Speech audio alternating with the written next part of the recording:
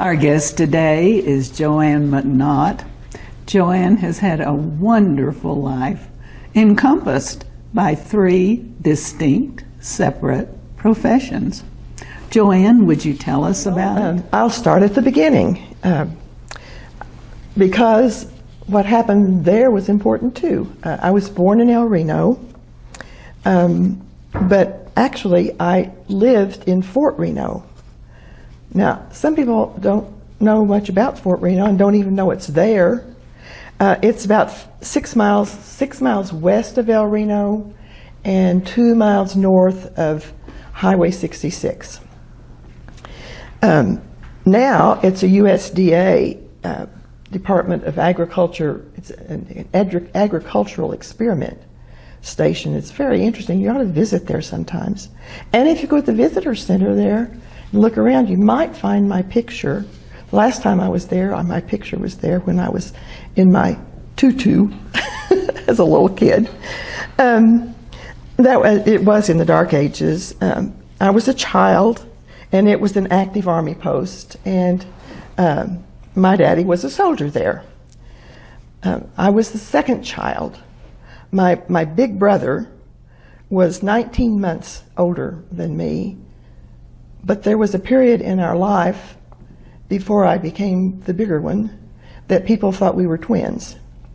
I'm sure that was a problem for him. It's been a problem for me. Anyway, we attended school in El Reno, lived in Fort Reno and went to school in El Reno. And we were transported to that school in the back of an Army truck. And it got cold in the back of that Army truck going 6 miles on the highway into town.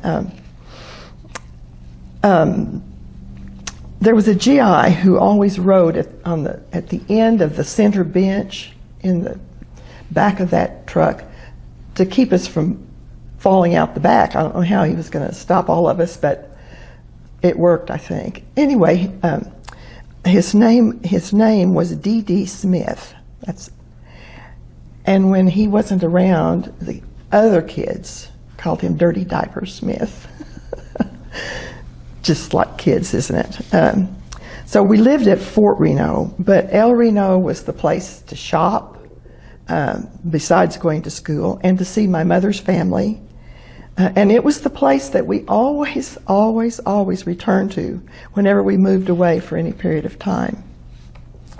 Well, I, and probably most of the women in my broad age category, followed just where a man led them all their lives, or most of their lives. And the first man that I followed for 19 and a half years was my daddy. He was in the Army, as I said, and where he went, we went. Even when the commanding officer said, "Don't bring your family," my mother's reply was always, "Well, we are going anyway." And we did, except of course when he was sent to India in World War II, and we didn't go there. We went to Southern California. The Army base was on the border with Baja California during World War II, and we weren't there very long. We went back to El Reno. And then we went to Boston. That was after I finished the 6th grade. And we were there just about 6 months. And then we went back to El Reno. And then we went to Fort Hood, Texas. This was after the war. We went to Fort Hood, Texas, and we were there for 2 years. That was my freshman and sophomore year in high school. And then my daddy retired. And guess where we went? Back to El Reno. Well, tell us about working as a telephone operator. Oh, that story. I don't know if I should have told you that story. Well,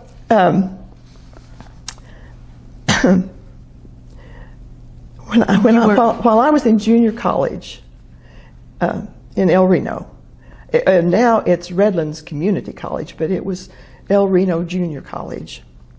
And I was 19 years old. Let's see, was I 19 by that time? About that age anyway, 18, 19. And I was working one of those old-fashioned switchboards, the kind where a light comes on and you have to plug in, and you're wearing a headphone and you plug in and answer, and the man at the other end, who was really an important officer, this was in the, I worked for the railroad. You would be surprised to know that I worked for the Rock Island Railroad. It was in their office building. And he was the man who dispatched the cars. So his job was an important job. And he said, now I want you to stay with me. I want to talk to Memphis. And I want you to stay with me until we get them on the line. Yes, sir. And it wasn't but just a few minutes till the vice president's light lit up. And I thought real quickly and figured the vice president outranked this man, and I better answer his light. So I did. And it wasn't long till I heard the first man saying to me, I thought I told you to stay with me until we got this call completed. And I don't know what made me say it, but what I said was, I called him by name. I don't remember his name. I said, Mr. whatever, did it ever occur to you that you're not the only man on this railroad? That's just something that a 19-year-old would say. And I did. I don't remember anything else that happened the rest of that day. But when I came back to work, the first time I came back, my boss wasn't there that day. When I came back to work, I started right toward my boss, and he saw me coming, and he just held up his hand, and he said, I've already heard, just don't let it happen again. And that was the end of it. So in 1953, you started following a different man. In 1953, I started following a different man. You know, Burl and I were both churchy kids, if you know what I mean when I say that. When I was in high school, my grandpa suggested one day that I just move my clothes to the church and I wouldn't need to come home at all. I knew before I married Burl about Methodist preachers, and I knew that they moved around a lot. So I wasn't surprised. Burl served churches for 38 years, and the average time spent at each appointment was 4 years. So we moved several times. And frankly, it got to the point where after we had lived someplace for about 4 years, I started getting kind of restless. After we were living in our own home in El Reno, after we'd been there about 4 years, one day I said, you know, maybe we ought to just move out in the backyard and move back in so I could kind of go through things and lighten the load. You loved school. I always loved school. When I was in elementary school, I was always kind of disappointed when it was time for summer and didn't go to school. Probably I could be tempted to be a professional student. Or maybe I was one.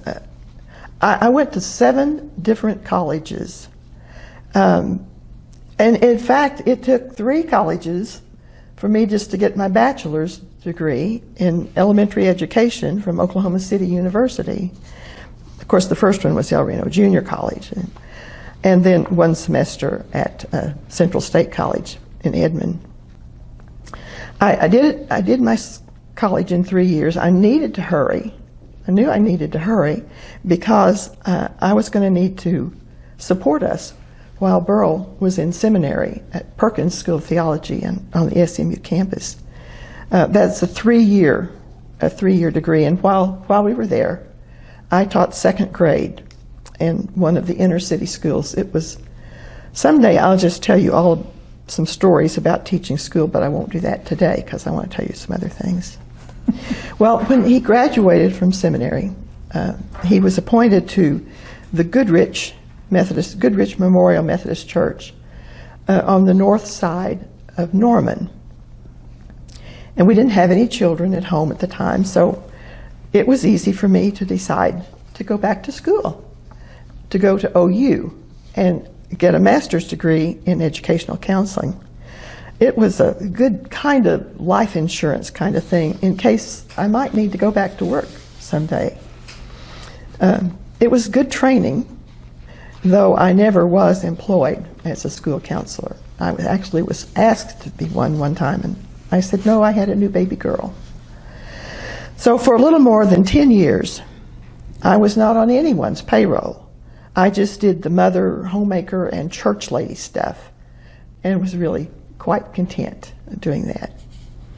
But while we were in Medill, and by the way, that's where we met and became friends with Mana Mae Waymeyer and her family. But that's another story too.